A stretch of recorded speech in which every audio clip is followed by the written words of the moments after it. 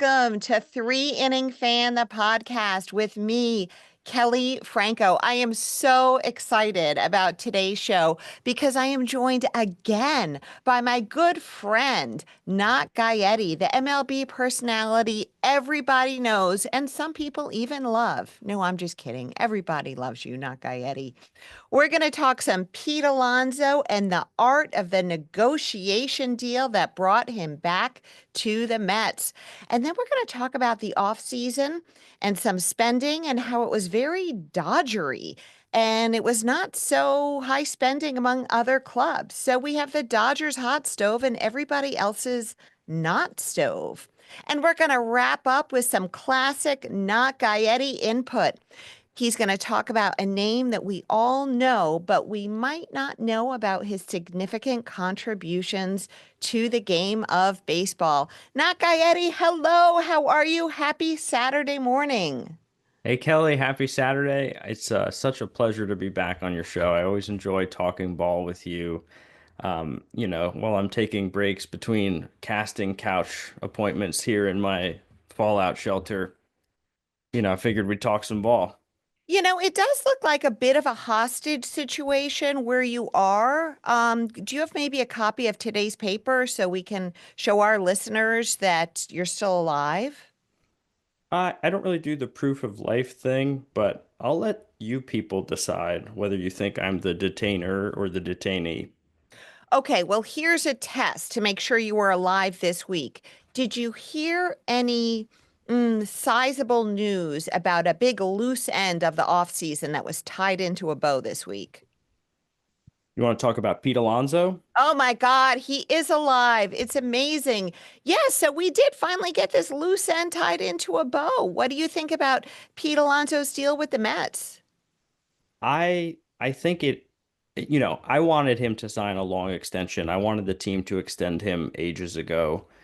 I was disappointed when he turned down the 7 year extension, honestly. But at the same time, we understand that Boris clients tend to bet on themselves and go for big money. So I was disappointed, but not surprised, I guess, when he turned down the 7 year deal. Obviously, in 2024, he had sort of a sub characteristic year. Um, Betting on himself didn't yield the increased offer I think he was holding out for. But all things considered, the fact that multiple offers had been turned down and rejected by both sides, and the fact that he had sort of a down year, ultimately I think I'm relieved. I'm glad he's going to stay a Met. He is a guy that I have always hoped would be a Met for life. They drafted him and he became an impact guy right away, one of the elite power hitters in the game. Really has always struck me as such an old school cleanup man kind of ball player, right? Doesn't hit for tremendous average, isn't one of these like walks merchants. He hits him a country mile. Like that's his deal. And he shows up to work every day. He is so durable. He is just a presence in the lineup. I think he's very likable. I've always been a big Pete fan. I think he really got everybody's attention when he broke Judge's record for homers by a rookie when he hit 53 bombs. He's won the home run derby a couple times. He loves playing baseball. He loves hitting home runs. He had that iconic NLDS homer last year. And I just was really hoping there would be a path back to the Mets for him. I'm glad they worked something out. It's not the long-term deal we hoped for, but it's long enough that we will pretty much, we're certain to see him become the franchise all-time home run leader this season. He's less than 30 away.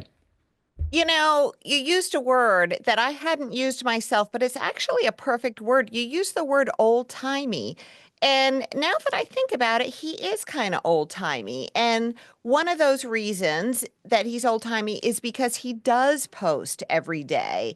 And also because we have this concept about him as a Met for life. And now he only signed a 2 year deal, of course, so there's no guarantee he is a Met for life.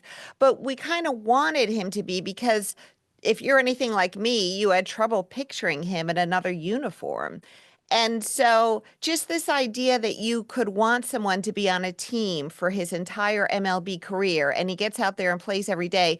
Unfortunately, these have become old-timey things. We didn't mean them to be, but they have. Yeah, I mean, so few superstars become one franchise icons anymore that while it used to be the norm before free agency, obviously, these days it makes you take notice. Like I was a big Helton for Hall of Fame guy because he was, a Rocky for life. It was incredible. Obviously, Derek Jeter, the Cal Ripken, the biggest icons, the superstars that are one franchise guys you take note of, but even people that are sort of not that superstar tier, but that the next tier down, which is sort of where I would put Alonso. You just feel good about them being with their squad. I always got the impression he wanted to be there and wanted to be a Met. And, as a fan, you like to see that and showing up for work every day, hitting 40 homers a year or whatever. That's what we know he's capable of doing. And I think with Soto hitting in front of him, he's going to have a tremendous number of RBI opportunities. I wouldn't be surprised if he has a resurgent year, becomes the Mets' all-time home run leader, drives in a ton of runs, and just really helps to anchor that lineup again. Yeah, it's going to be really fun to watch him this year. And this idea that he clearly wanted to be a Met for life, I thought had a fascinating impact on the actual negotiations. And as you know, and as my listeners know, I'm an attorney by day. So I always like to look at the legal side when it presents itself in baseball. And one thing I thought was fascinating about the Alonso negotiation was how both sides conducted themselves. So you had Stearns and Steve Cohen on the Mets side, and Alonso and his agent Scott Boras on Alonso's side.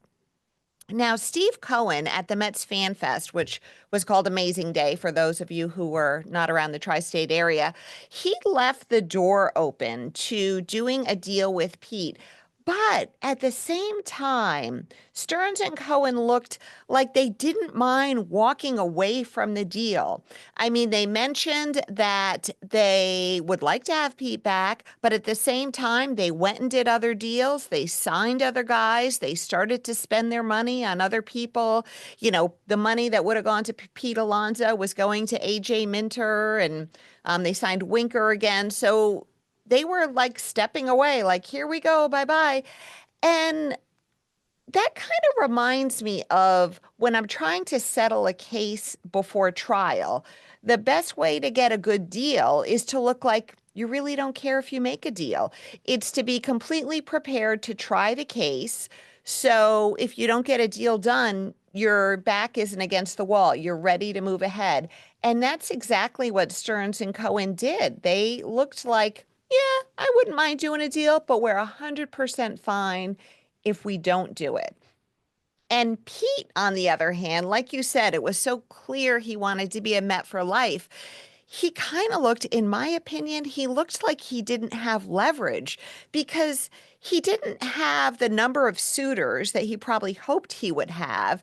And he clearly wanted to be a Met, and the Mets kind of had that on him.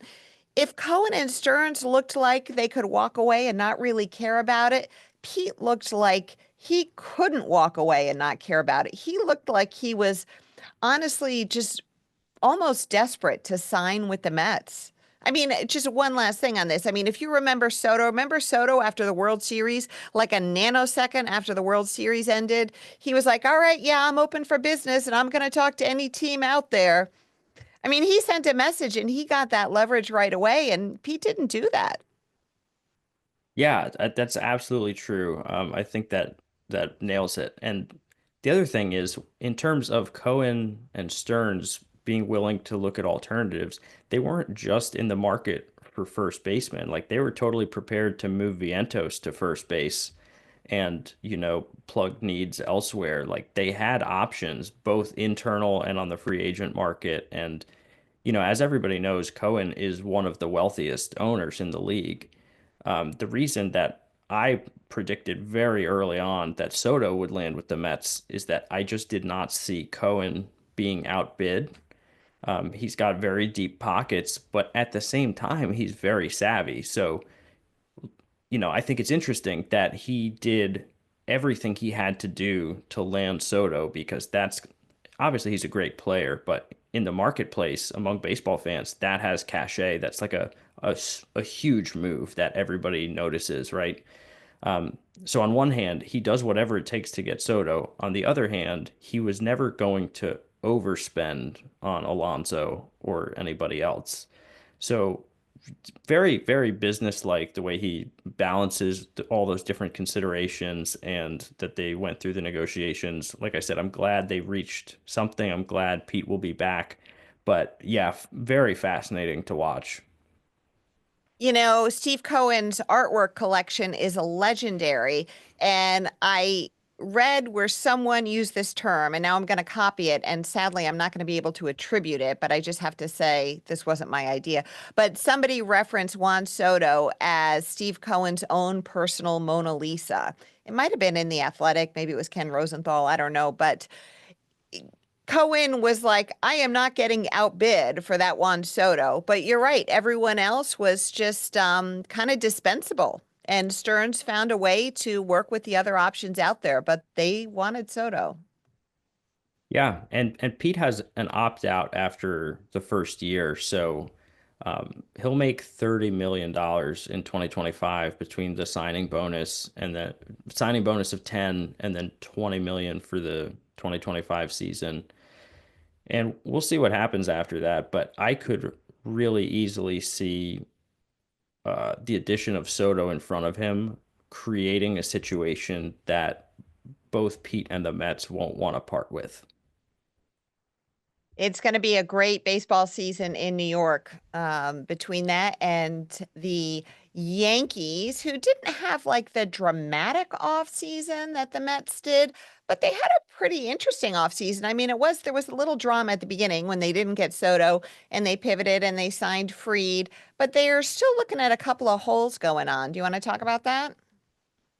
Yeah, I think the most glaring one is at third base, where, I mean, they had a lot of infield issues last year in general between injuries and underperformance and things like that. I think when they got Jazz Chisholm last year, that was huge. Jazz brought a lot of excitement, and he's just really a team guy. He plugged the hole at third base when he arrived last summer, and it was his first time playing third base in the major leagues. His whole career, he'd been a middle infielder and outfielder.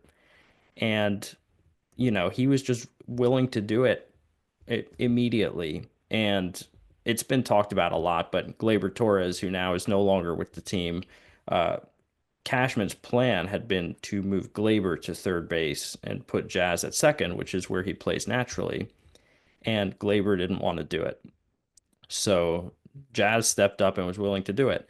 Now that Gleyber has departed, it sounds like the plan is to move Chisholm to second. And the plan tentatively right now, as we're heading into spring training, is that it's third base is still an internal options job to win. And the three leading candidates are Oswaldo Cabrera, Oswald Peraza, and DJ LeMahieu. The this three-headed experiment that really has no clear leader, in my opinion, because Cabrera, who by the way is one of Mrs. NotGaetti's favorite active baseball players. She Didn't know loves that. Did not. Oswaldo Cabrera. Yeah, Cabrera and Aaron Judge and Freddie Freeman are her guys. Right, which of these is not like the others? So one of Cabrera's greatest strengths is his versatility. He plays everywhere. He plays everywhere on the field. If you make him the everyday third baseman, you lose the ability to leverage one of his greatest skills and attributes. Um, Peraza just doesn't have sort of the proven hitting ability that you need if you're trying to plug a hole. And then LeMahieu is just he's a shell of his former self. I was a big LeMahieu fan for a long time. Won a batting title in each league, professional hitter, as we would say. Um, I've been big on LeMahieu, but he struggles to stay healthy. He hasn't performed up to the level that the team needs him to. And it's just hard to picture him being the everyday third baseman going forward. But, and you will find this very interesting, I've tweeted it a couple of times now because I can't stop thinking about it. DJ LeMahieu is also the most recent Yankee first baseman to hit a home run. Way back in July, if you can believe it, no Yankee first baseman homered after July in the regular season or the postseason. And so for this guy to be the front runner for the third base job going into 2025 is very disappointing. You would have hoped that Hal Steinbrenner would have made an acquisition or taken some decisive action, like we all know his dad would have. Well, it's true. And there's still some time left. I have a hard time believing that the Yankees will go forward with DJ at third, especially because Max Fried generates a ridiculous amount of ground balls, especially to third base. So you kind of want a sure pair of hands over there. And I totally agree with you on Cabrera. His beauty is his versatility, and I love having him in that role, and I don't want to take him out of it. And that last piece about the Cashman interview that he gave on the hot stove, saying that Gleyber wouldn't move to third base, that was the missing piece of information I needed because it was really sticking out to me that the Yankees didn't even make an overture to Gleyber after the season ended. And after I saw that interview, I thought, okay, there's the information we needed. Yeah, absolutely. So I want to hop over to the Dodgers and their hot stove, and everybody else is not stove. Well, that's a bit of an exaggeration. Other teams did spend, but it was not a prolific offseason in terms of spending. If you take the Juan Soto contract out and you look at the other 29 clubs besides the Dodgers. Now, the Dodgers, they just had the king of off seasons last year because they got Ohtani. And then they even beat it this year with the crown jewel being Roki Sasaki, which of course had nothing to do with the actual money they spent on him because they got him for a total bargain, which was even more annoying. But if you look at their projected rotation, it could be, in theory, if they re-sign Clayton Kershaw, and if Ohtani can pitch, oh my God, you're looking at a six-man rotation possibly of some order.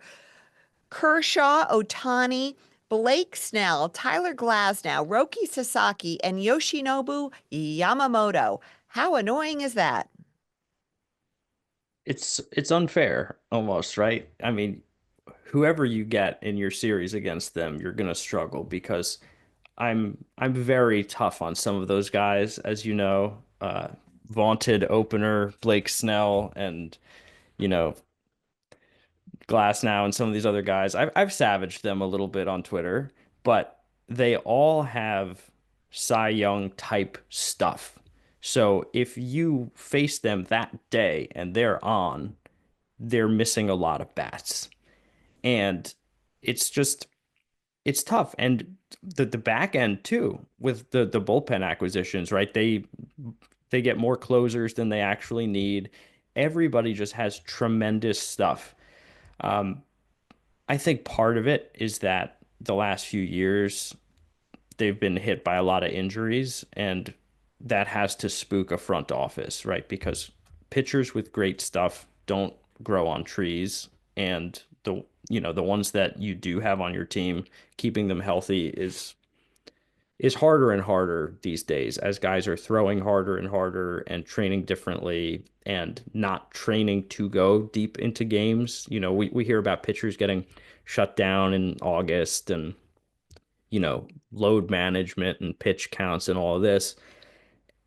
They know you only have so many bullets in the gun, right? So they're not going to let you throw 200 innings anymore.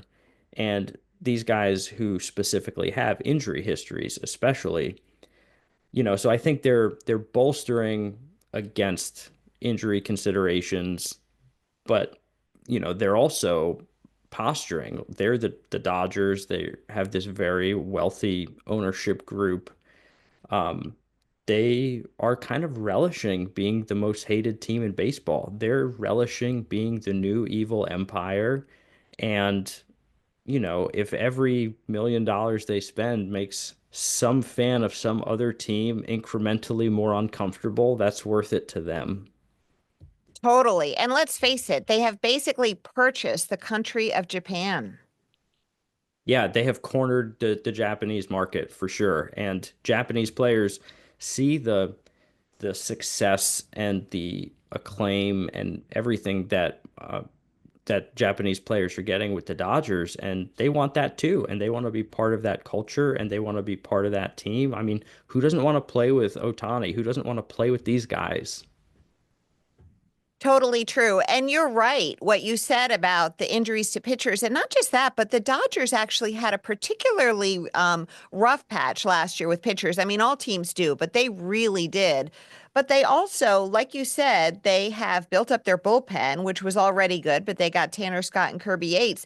But they also have a lot of depth with their starting. If those amazing six guys that I rattled off before aren't all healthy, they've got guys like Bobby Miller, Landon Knack, I think that's his name, Gavin Stone, Ben Kasparius, Tony Gonsolin. I mean, these are their backup guys. And for other teams, they would be, 3, 4, and 5 starters.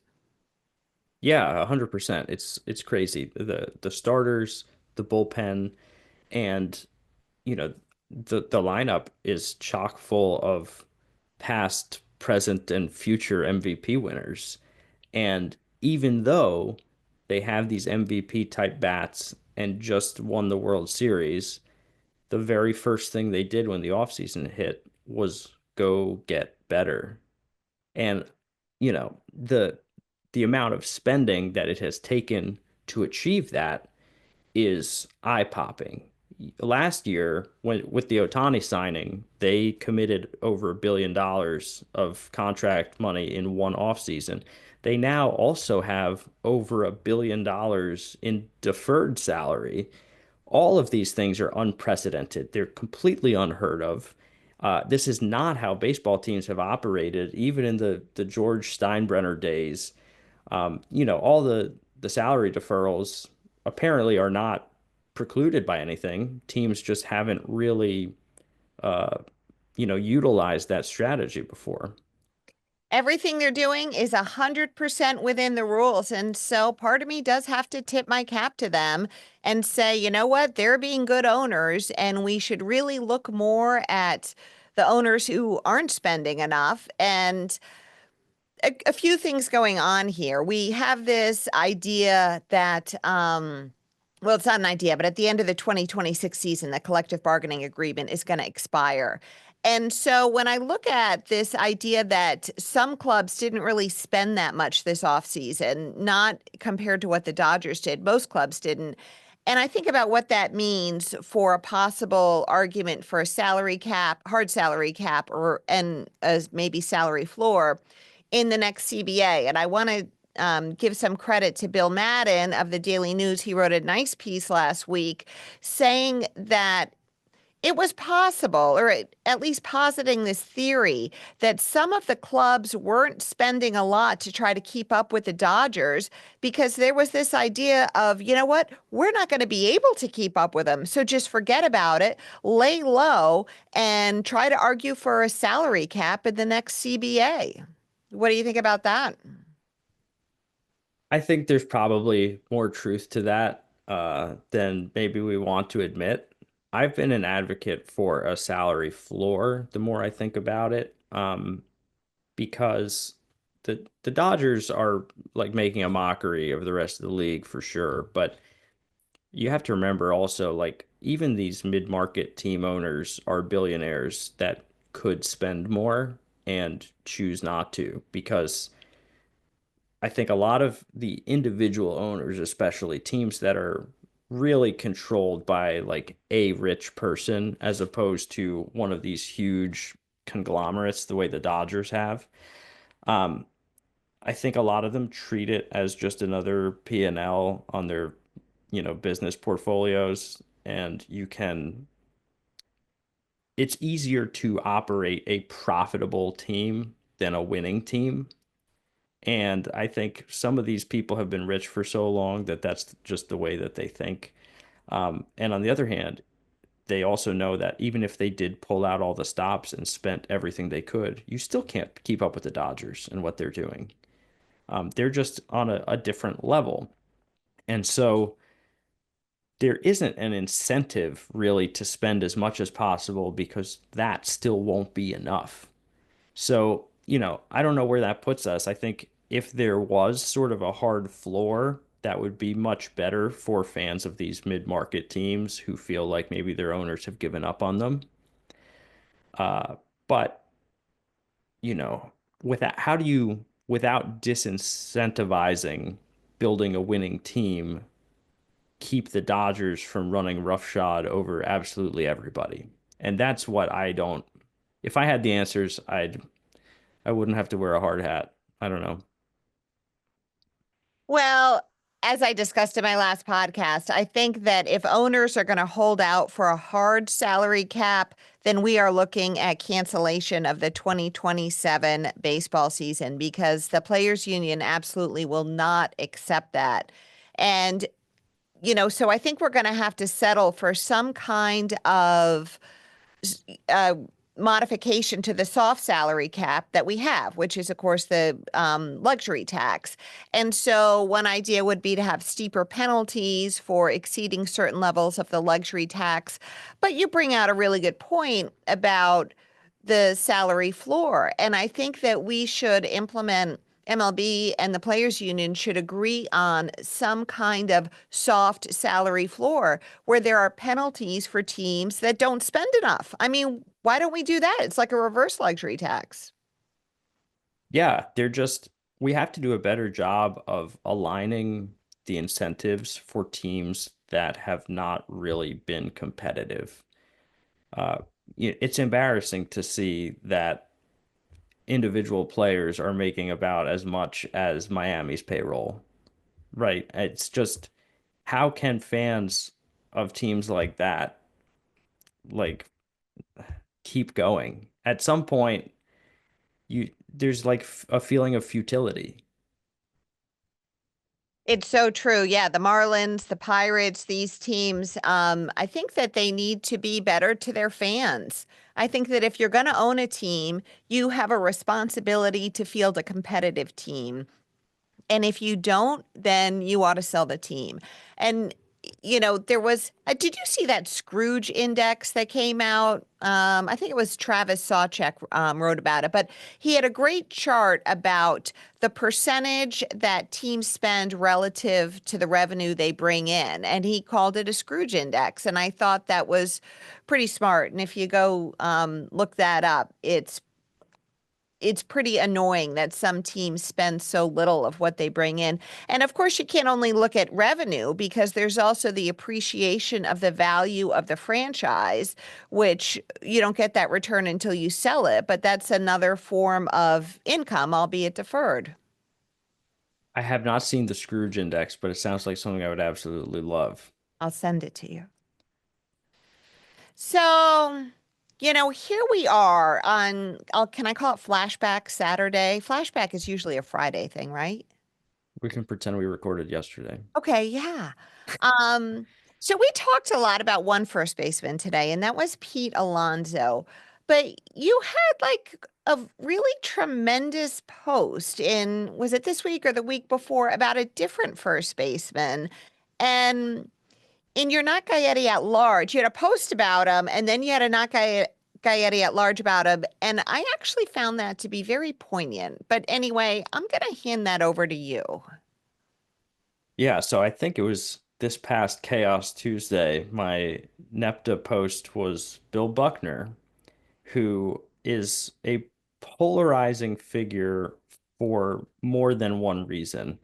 On one hand, right, he made the biggest error in postseason history, and people remember him for that, for the ball going through his legs in 1986 in the World Series. Um, and they remember that at the expense of all the really tremendous things that he did as a player over his 22-year career. The other reason he's so polarizing is that he is one of the most illustrative examples of this disparity between traditional counting stats and analytics. If you look at OPS plus, which is the normalized metric of OPS that adjusts for league and the level of play in your era and so on, where 100 is league average, his career OPS plus is exactly 100. So, according to that metric, Bill Buckner epitomized the league average hitter for 22 years. Wow. And yet, if you look at his numbers, his counting totals are tremendous and his strikeout totals are minuscule. There's nothing about this man as a hitter or his bat to ball skills that says league average. He had 2,715 hits. Oh, He so close to 3,000. so close to 3,000. He drove in over 1,200 runs. He won a batting title. He drove in over 100 runs 3 times. He hit 498 doubles. And he never struck out 40 times in a season. And he never struck out 3 times in a game. How did you find that stat about never finding out, striking out 3 times in a game? I have my ways. Yeah, he's got I've his way. He's got his ways, folks. They're top secret, like the bunker that he's in. Not really. Shout out to StatHead. I use StatHead all the Oh. time. It's an amazing tool. If you're into baseball research, StatHead is a must. You can ask me about it. Anyway, uh, Tony Gwynn.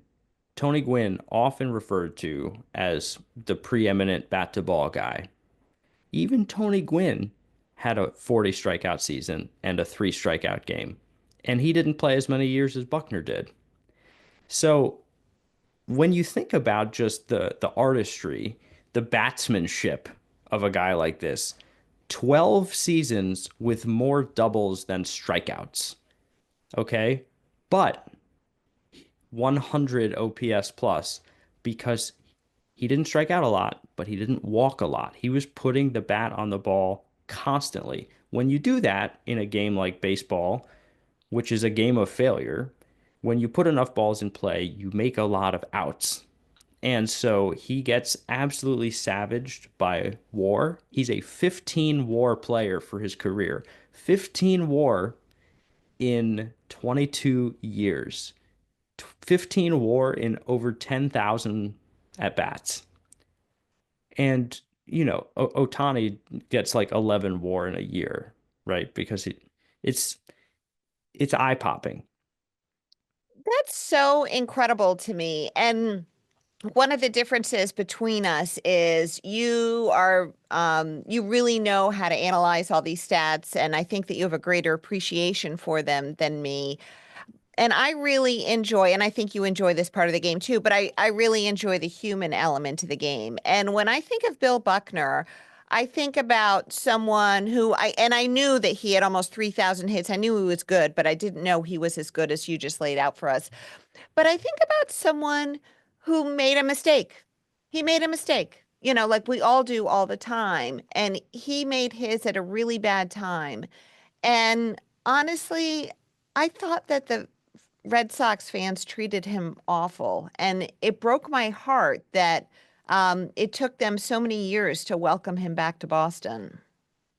Yeah, I think so too, because at some point, if you play long enough, everybody boots a routine ground ball. Not everybody has the opportunity to do it on such a large scale and so publicly and under the brightest lights, but it happens. And, to your point about the human element, I think a lot of people forget what kind of person he was as a player, just sort of that warrior mentality. He was injured most of his career. He had grievous knee injuries, ankle injuries, and when you don't have your lower body under you, going out there and playing every day is really, really hard. He played through a lot of injuries, he played through a lot of pain, but he had this this bat to ball ability. If he could see it, he could hit it. And during the era when he played, he debuted in 1969 and played all the way till 1990. So the entire decades of the 70s and the 80s, the most valuable thing you could do as a batter is put the ball in play because that's how you can make things happen for your team. That's how you drive in runs. That's how you advance runners. Nobody really thought, nobody put the same emphasis on drawing walks and avoiding outs that they do today. Nobody felt like strikeouts don't matter. They're just like any other out, like they do today. The mentality was different. If you were a hitter, your job was to go up there and hit it and put it in play. And I feel like some of these stats unfairly hold players of a different era to the standards that we impose on people today. And it becomes very clinical and it becomes very unfair. And we forget that the human side of things is here's this guy with a very unique skill set playing through constant pain and injuries who's just going out there as often as he can to do what he and his team fundamentally believe is the most valuable thing a hitter can do when they're standing at the plate. And I loved the way in your NotGaetti at Large piece about him, you wrote about how, there he was playing on these highly deteriorated ankles and knees, but he went out there and he played and he was a gamer and he didn't complain. And the fact that he did that brought the other team players up to be like, you know what? I'm not going to complain either. And there's no stat for that. And I remember it reminded me of something that our mutual friend Rocco Constantino wrote about. And I'm not going to remember exactly who Rocco interviewed. I think it was a teammate or maybe a coach of Jim Abbott, who we all know was born without a right hand, right? And this player that Rocco interviewed or coach said that when Jim Abbott was on the mound pitching, nobody complained and everybody did their job because you look and you see someone who doesn't have a hand out there pitching. And guess what? Whatever you thought you were going to complain about, you're just kind of thinking, yeah, maybe I'll just not mention that. And there is no stat that captures that. Yeah, you're absolutely right. And, you know, I think we both really enjoy that human aspect and the stories behind some of these guys, um, because it fills in gaps, right? It adds color to this whole thing. And one of the most I love what I do on Twitter, but one of the most exhausting parts about it are the people who come at it from the purely clinical angle and jump in immediately with, well, he never walked. Buckner's OBP is only 2 points higher than Joey Gallo's. And it's like, listen, Joey Gallo strikes out 223 times per 162 games. Buckner, like 34. They're completely different kinds of players. And I just think it's important to consider the person, consider the story, consider the era, and not come at it from an angle that's just completely divorced from all of those things that make baseball so special, so magical, right? That's what we latch onto is the stories and the aura. It's not just played on a spreadsheet. That's so true. And it kind of is like you can't look back at your high school hairdo through the lens of today because no matter what, it's just not going to look good. Well put. So it's a good time to close this up. As you know, we always close with what's good to eat while watching the ball game. And since it's February and since tomorrow's the Super Bowl, we're going to talk about what's good to eat while watching the Super Bowl. So, not Gaetti, what is cooking for the Super Bowl for you tomorrow and for Mrs. Gaetti? Well, Not mother great. and father, not Gaetti, are having a few people over for the game. And so we will be heading over to see my folks. And, my wife and I usually, we're not like foodies. We eat really boring. We do a lot of meal prep. We're very unremarkable people when it comes to eating. So even normal party fare is a big deal for us. I think Mother Not Gaetti is doing some like wings and nachos and party food and stuff like that. We're looking forward to it. Well, I happen to know because I have been the beneficiary of a few crumbs about your personal life that you eat pretty healthy. So will you break a rule and, have some chips and guac? Oh yeah, the I'm breaking all the rules tomorrow. It's a good day to break rules. And Hmm. I am making chips and guac. I go to my brother's house for the Super Bowl party. He's making chili, and there will be wings and all your classic Super Bowl fare. So Monday morning, we're just not getting on the scale, and that's going to be 100% fine. We're gonna be eating good tomorrow, though. Amen to that. And I am so happy that you joined me again on the show, NotGaetti. And I know that it was not the last time because, I mean, we kind of have a nice time together, wouldn't you say? I'm having a blast. I'm down. You just let me know. I'm so glad to hear that because I put myself out there first. Maybe I should have asked you first if you had a good time, but thankfully the feeling's mutual. So, listeners, thank you so much for joining us. And we will see you again in a couple of weeks. And hopefully, we will see NotGaetti again soon. Have a great time at the Super Bowl. See you next time. Bye bye.